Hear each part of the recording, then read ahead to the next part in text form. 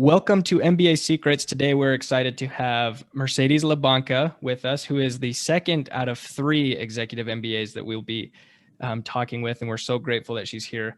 Mercedes has an awesome background. She actually got her undergraduate degree from the University of Houston in industrial engineering, and then followed it up with a master's in the same, and has worked professionally in that industry. And so,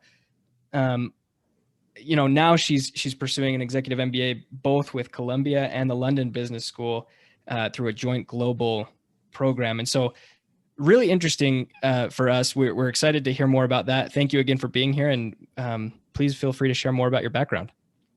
Thank you. And I'm very glad to be here. Thank you for having me. So yes, my name is Mercedes Labanca. I'm originally from Argentina, but have been living abroad for the last 18 years. And that begins to explain why I chose, a global MBA. But ever since I was little, I wanted to be an engineer. My parents are engineers, and that's what I pursued.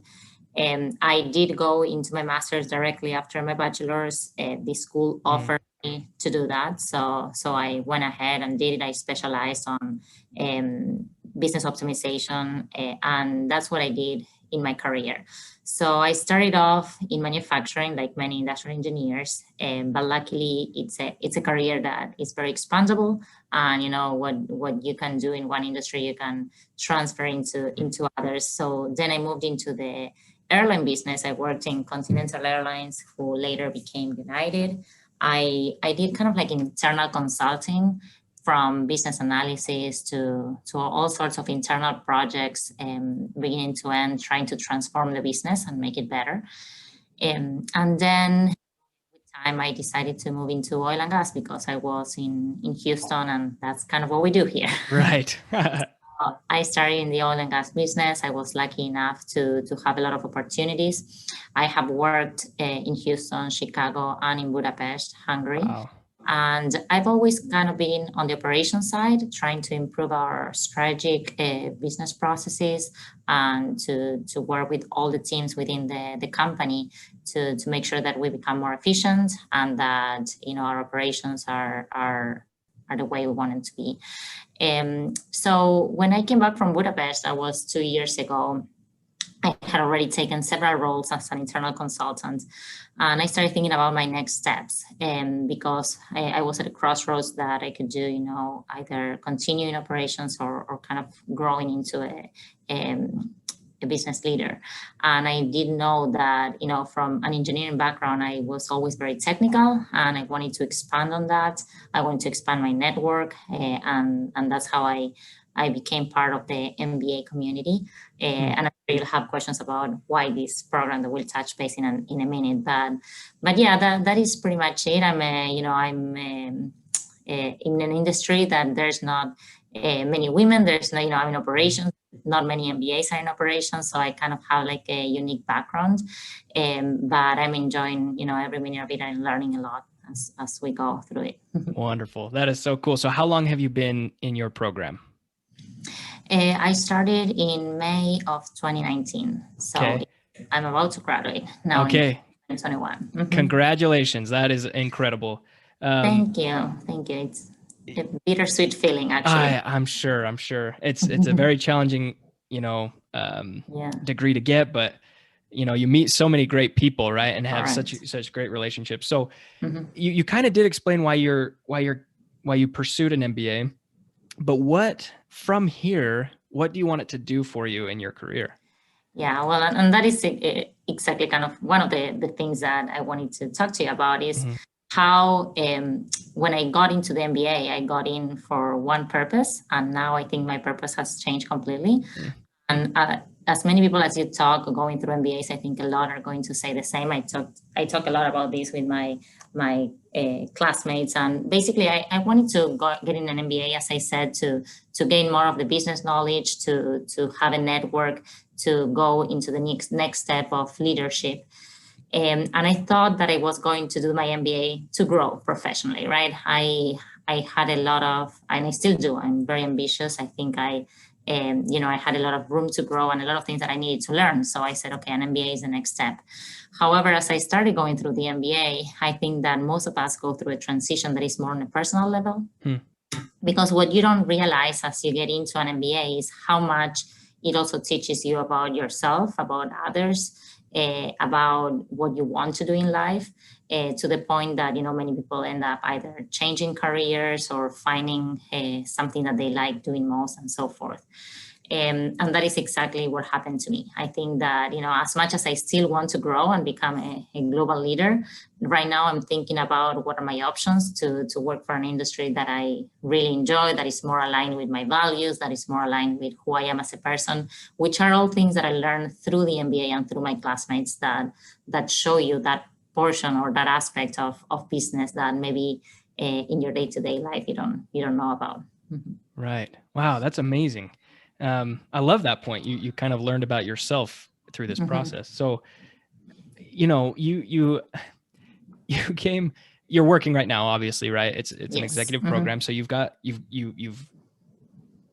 progressed in such an amazing way in your career. You're a professional, you're very successful, right? What has it been like to step back into a classroom? The other executive MBA that I've interviewed, he talked about how students who come in for the executive program, they come and they view themselves as customers, right? Like I can leave at any time. I'm paying a lot of money to be here. All these things, you are working for me, right? But then if you flip it around and you're looking from the institution's perspective, those students are products, right? You do what we want you to do, blah, blah, blah, all that kind of stuff. But how have you viewed that? What has that been like for you?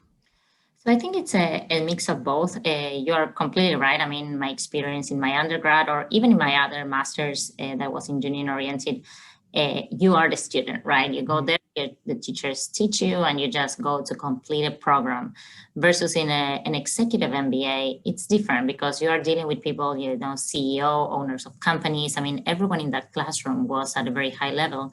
So you become kind of like the professor and your cohort become one, right? Because professors even learn from us, especially in a global EMBA that you have people from all over the world. I mean, the class discussions are all around, what each person in the classroom knows about that business aspect or what we're learning in class. Of course, some of the classes are more technical and you're there to learn, but yeah, it's a complete shift basically into what you go to do. And as you said, you're part of the classroom more than just a student sitting down and gaining knowledge. You are sharing knowledge as well, which makes it so much more fruitful. Absolutely. And so how I totally understand why you would choose a global program. I think there's a lot of reasons for that, but like you said, you're from Argentina, you lived in and worked in Budapest and here in the US, but why specifically Columbia and London Business School? Was that what drew you to that program? So I already had a master going into this program. So I always said, if I do another one, if I'm going to take 2 years to learn, I to do it from one of the best schools. I did get in also into Duke, into Chicago Booth, this program and a Yale program. So I was very lucky to get into a lot of runs and then I had to choose, right? But this particular one was the only one that I would gain a degree both from the US and London. I am someone that I'm global in nature. My biggest hobby in life is traveling, for example. I love working abroad and I want to get more exposure to business outside of the US as within the US. So I wanted a program that, no matter what I do in the future would be recognized. If you go to Europe or to Asia, maybe even if it's an Ivy League, it's not as recognized as something, like the London Business School, which is mostly recognized around Europe. So I wanted that. That was my personal thing. It's not something that is needed by all sorts. In fact, once you get the MBA, it doesn't matter where from. I think that is already a good card to get into any sort of business. But personally, I did want it to be of a global nature. And also I did look into how many students from other countries would be there, because I am in a job that I work with global people and I'm always in the global side of the business. So I wanted to have exposure to different cultures, to different ways of doing business. And I thought that a program like this would give me that. And I was right. Seriously, in my cohort, we are 96 people from 46 different countries. So even, there you can see how any one subject that we touch on, you can have so many different perspectives, and especially things related to business, right? When you talk money, when you talk transactions, finance, anything that you do, each country is so different that having that broad knowledge of how to do things or how to understand to do business with other areas of the world is very, you can learn a lot from that. Wow. Almost, well, I'm not going to try to do math on the spot, but close to half of the students in the cohort come from different countries. That's just amazing. Yes, it is crazy. Yeah. So it also makes it more challenging, right? Because everything that we do, all the groups that you're in, is people from everywhere. So it's all the organization, but you also learn from that, right? The logistics of it. We are all people that are working. Only I think that 30% were not working. So you have to leverage your workday with having to do a project with someone that lives in Asia and the other. Just to give you my example, my study group, you're assigned a study group at the beginning of the program.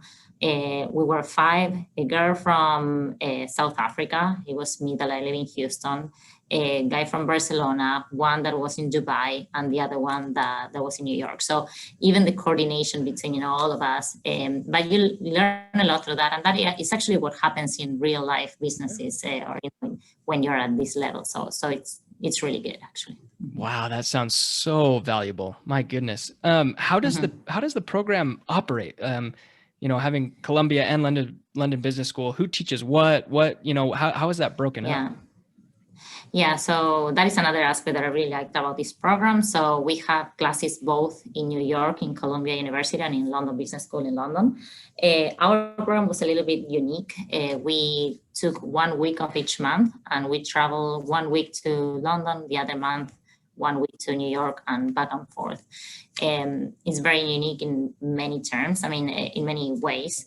First of all, you had to get your job to approve to be out for a week, even though we were all working while abroad, but it's a lot of traveling, a lot of hours. Everything, all the classes are in that week, and then you have assignments throughout the weeks that you're not in class. But in the class weeks, we had classes from 8 in the morning until 7:30 p.m. at night. So it was a full day, and then you had to go to the hotel and do homework or work or do something else. But at the same time, the fact that we were all together, they gave you the hotel and everything. So it was kind of like you become a family really, really early in the program. And that made the whole difference. I think that the people that I met in the program have become my family, and they will always continue being my friends. So it was very unique. We did everything together. You're living, with many other people on the same hotel for a whole week. And also you learn a lot, because all the assignments, you are there and you do everything together. It's hard to think of an experience that would bond you faster than that. Correct. That's amazing. So you've kind of touched on this, but I'm just trying to wrap my head around how you balance all of that. You work full time, and this isn't some, small potatoes job that you've got here. This is a big deal. And you're pursuing this executive MBA. How have you been able to balance that? So that is, I think that if you go through a transition period right now, on the contrary, I don't know what I'm going to do with my free time once I finish it. But if there's something that I have to say is at the beginning, you have to be very clear with your management, with your teams about what you are doing. Because at the beginning, I did try to do everything. So when I was in school the first few weeks or the first few months, I was working, in class and at the same time being in class. And then, I realized that I wasn't doing 100% of any, right? So instead, I started shifting my schedule where, the weeks that I did not have class, I would work more hours. I would work even on the weekends. So before the school week, I tried to leave everything ready as if I was out. I was still working, but I wasn't 100% committed. So I stopped going to meetings while I was in school, and I tried to leave everything for after class. It wasn't easy. It was, especially for everyone else, people in my team, to understand why I was gone so much. But as soon as you start proving to your management and to your peers that you're not giving up on your work and that your performance is not going down, then it all makes sense. And then people really start respecting what you're doing. And on the contrary, now that I'm finishing, every time I'm in school week, even my boss tells me, I mean, do not connect, make the best out of this and all of that, because your business or your work, they also understand that this is an investment, not only on yourself, but for the company as well, because what you're learning, you are going to use. The people that you meet are going to be part of your network. So it's very important that you're clear and that you set yourself the goals about how to do it. My main goal was not hurting my performance at work and making it work around the clock. Very long days, yes, especially me. I'm in operations, somebody in operations, you have to be there all the time. You have customers calling you, you have the plant going through issues. But if you are able to set up your team, leave someone in charge and making sure that you leave everything kind of ready before you go, I mean, it's doable. Yeah, that was a thought that came up is, how supportive would your employer be in something like this? Because, you come to them and say, hey, I'm going to pursue this degree. In their mind, they're thinking that's going to take a lot of your time away. So it sounds like they were pretty supportive, and maybe it took a little bit of time, and you showing them that you could do it. But in the end, they were pretty supportive then. Yeah. And it's, even with my classmates, I mean, we had everything, right? There were some people that their jobs or peers were totally supportive, and there are others that had a hard time throughout the MBA. For me, it was an in-between. It's like each month that you go into class, you have to reconvince everyone of what's going to happen during that week. But again, it's all about how you show it, how you prepare for it, and how you follow through with things. You are able to remain constant even if you're not there every day. And I think that the whole COVID situation showed us that, right? I started this before COVID, when people thought, oh my God, you're out of the office, you're not going to do anything. And that is not necessarily true. It's just, showing and being very open and very thorough with what you're doing. I, left tasks. I mean, everything has to be organized. If you are doing an MBA and have a life and have a job, organization is key, right? Because it's all about your time. Mm-hmm. Yeah, chances are if you're doing an MBA, you have a life, right? I think we can exactly pretty confidently say that. So that organization piece is fantastic advice. Just err on the side of just insane organization. Correct. Right? Mm-hmm. So how have you, like, somebody who's in their program, right? Regardless of if it's a full-time or professional or executive, how, or what advice would you give to that person to be able to maximize that experience that while they're in that program? So a few things, of course, like we talked about organization. One thing that for me was also very eye-opening throughout my career or my school years in the past, I always wanted to be the best one, the number one. For me, getting an A was the goal. And that shifted right now, because when you don't have enough time, I mean, for me right now, it's not about getting the A, but it's about learning. So I do separate or prioritize what my classes are and what I'm learning. If it's something that I already kind of know, maybe I don't put as much effort to get to the A as much as to understand the subject and to make sure that I know and that I learn from it. So in that aspect, I think that is something that is needed when you're trying to struggle with everything, and that it's okay, right? For an MBA, you're there, you're at a point in your career where you don't need to be the first one in your grade. If you want to be, that's perfect, but I would focus more on what you're learning. I mean, what are the gaps that you're trying to fill? So going in, I knew what were my strengths, and the rest that I did not have as strengths that I wanted to learn on, and I focused on those classes. The same thing, when you start choosing your elective, because most of the MBA programs start with some core classes and then you choose your electives, right? And for my electives, and instead of choosing the things that I already knew that are easy for me and to learn more, I try to expand into areas that I had never learned about. I don't know, for example, right now I'm taking a lot of marketing classes that have nothing to do with what I do, but have brought me a lot of knowledge that now I can apply in a lot of my projects, that I can talk to counterparts, and that is really good. So that is one thing. The second thing would be that again, it's all about your openness to it's okay if you cannot do anything. It's okay to sit down in front of your boss and tell them, you know what, this has to be delayed a little bit because I have these other things to do. So I really learned about being true to what my capacity is, my capabilities are, and talking it through. I learned that, everything you can talk about it, being with a boss or with a teacher. If we are again at the step of a career where, if you are really struggling to get to that, due date, maybe you can sit with them and explain, hey, I have this or that at work. Everyone understands that we're professionals and that we have other stuff. So it's all about being more honest and being completely true to what you need to do, what are your priorities, and what you need to finalize.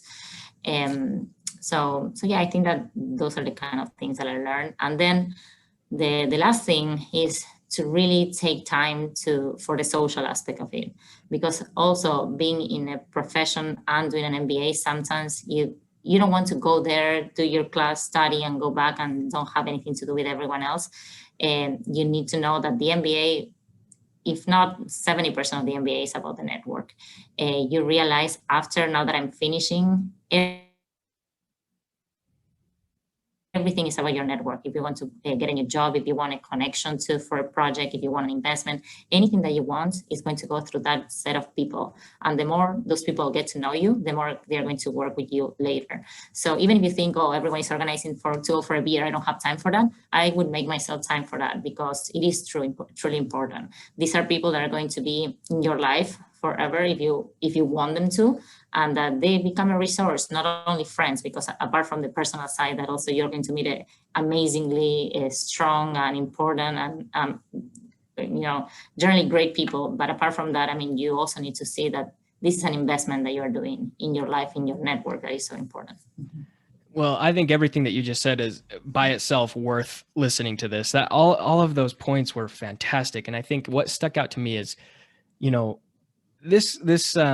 an MBA is, when you compare it to your undergraduate schooling, it's like not even in the same universe, right? You're there for building relationships. And when you were talking about electives, you chose electives so that you could learn more, right? When I was in my undergraduate degree, I chose electives like golf and racquetball because to finish your degree. Exactly. They were fun, and I could not have cared less, because I don't know. I was maybe a poor student in my undergrad, but now, I'm going, just like you and like all of us are in this MBA program, and we want to be there. We're there to learn all of these amazing things. And I honestly, I kind of wonder why grades why they even exist in a graduate program like this, because like you said, there might be a little bit of competition out there, but I hope that isn't something that people get too caught up in, because it's all about that teamwork. It's about that camaraderie. Correct. And you learn a lot from your classmates. You are with a group of when you were in your undergrad, everyone was there to get a degree, because that's what we need to get our job, or what your parents told you to do, or whatever. When you're in an MBA, you're doing it because of yourself. It's more of a personal goal or achievement in general. And when you are in a classroom with everyone having the same goal, the whole perspective changes, because you're not there to be the first one, or you're not there to land the best job, even though you want to land the best job at the end. But you realize that the more you share your experience and you learn from each other, the better off you're going to be in the end. Powerful stuff. That's awesome. And I think that's my biggest takeaway is that kind of perspective of it. And if I had to pick something else, I love what you said at the very beginning, that you entered your program with specific goals, things that you wanted to learn and all of that, but it's shifted and you've learned about you, right? You find a lot about you. And that is, I mean, I don't know if we can put a word on how valuable that is. No, reprise. No, I completely agree, you know, and also I wasn't expecting the MBA in itself to have classes that focus so much on that. I thought that all of my classes were going to be about accounting and finance and, you know, macroeconomics. But in the end, a third of your classes are about personal leadership. I wasn't expecting that. You learn about your values, you learn about the values of your company, how to make a team work, how to drive change, how to things that are more on a personal level that you can apply not only at work, but in your personal life. And I'm an engineer. I mean, for me, you know, 1 + 1 is 2 and it's all about numbers. But I learned through this program that I actually really enjoy those classes. I had no idea. And not only that I enjoy them, but I learned so much, especially like you said about myself. I had never, for example, sat down to think about what my particular values are and whether they are aligned with the values of my company or not. Things like that, you know, that seem obvious, but when you do it in a classroom and everyone gives their perspective and you have amazing guest speakers that tell you their life journeys and the exercise that you do, I mean, you see the value in that is so big and that you can apply, you know, at your own life, you know, throughout your life. So it's, yeah, that is something very big that you learn out of it. I love it. Well, thank you so much again, Mercedes. I know how busy you are, so we will let you go, but we really, really appreciate your time. Of course. No, thank you. It's been a pleasure.